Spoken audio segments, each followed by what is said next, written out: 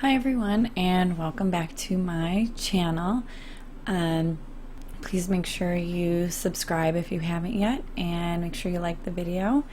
Tonight I want to talk a little bit more about another school question that I was given from a mother. And the question is, are teachers teaching methods appropriate and effective for an ACC child? Well, we have to remember that every teacher is different and does have different ways of teaching things.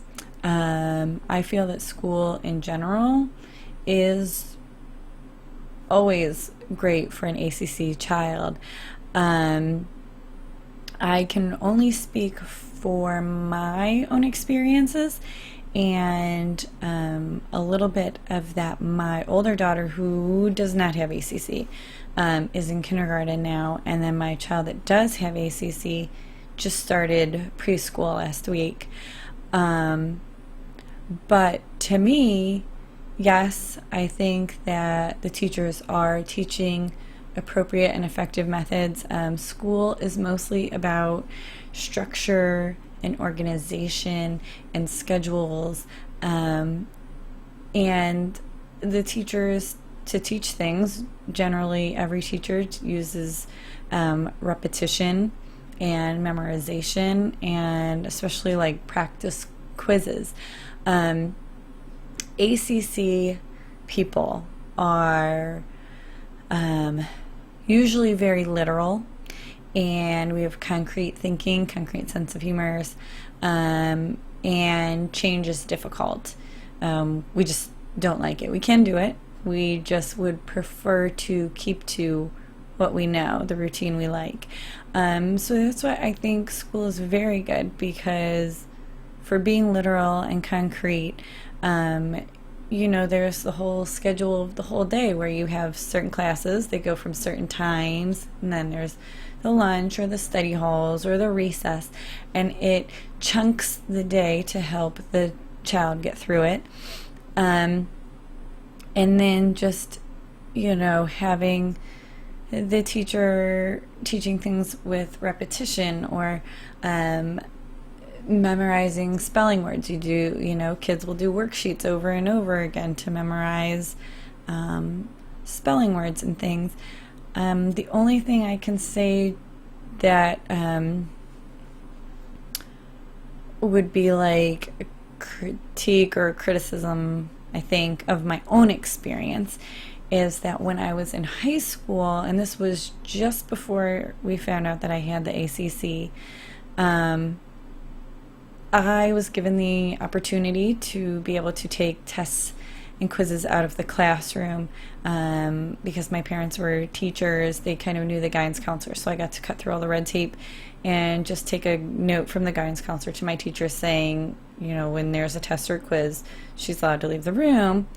That worked out great, except for when it came time to take like final exams.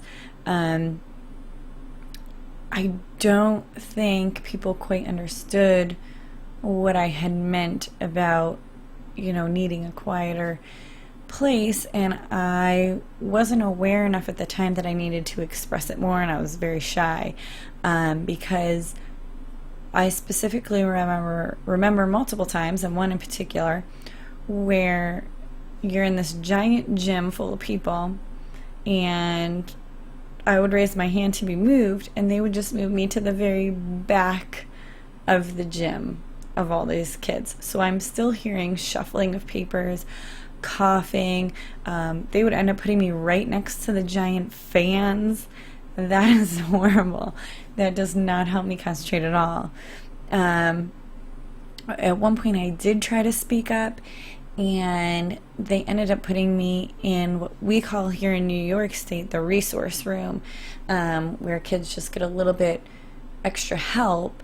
But again, for me, that was even more distracting, because everyone in there is talking, even the teachers.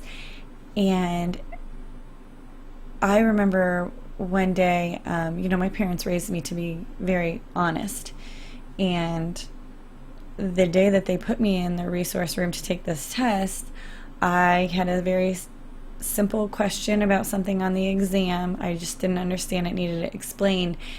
And the teacher, I'm not even honestly quite sure if he was a teacher or just some kind of aide that was in there that day, came over to help me, and he actually just started giving me the answers, and I actually told him to stop and that I didn't need his help anymore. And I struggled on the test because he didn't want to answer my question. He just wanted to give me the answer, and I didn't want to do it that way.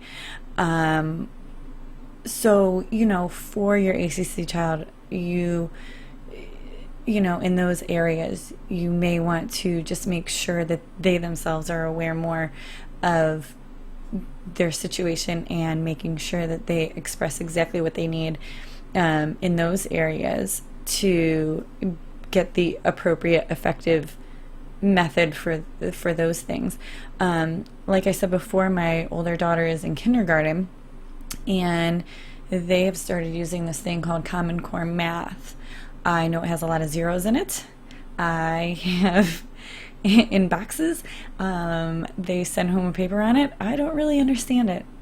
I don't know if I will understand it. Hopefully my husband will get it, because apparently that's how they are teaching math now. So my thing is, if I'm not understanding it, I don't know how my younger daughter, who has the ACC, will understand it. I'm not sure if in a few years when she gets to kindergarten there might be a different math technique by then. But at the same time, my daughter in kindergarten is bringing home worksheets. They're very simple, but every day, again, they're repetitive things. And one of the worksheets just shows pictures of things across in different patterns. And the other day it was like mouse, dog, tree, bird. And then the next line, it had the same things, but it would mix the order all the way down the paper for both sides. And my 2-year-old did the paper. I only had to tell her the first thing was a mouse because she thought it was a dog. But in her defense, we have a Chihuahua, so I'm sure it was very confusing. But after telling her that first one, she knew what everything else was, and she got all those patterns correct.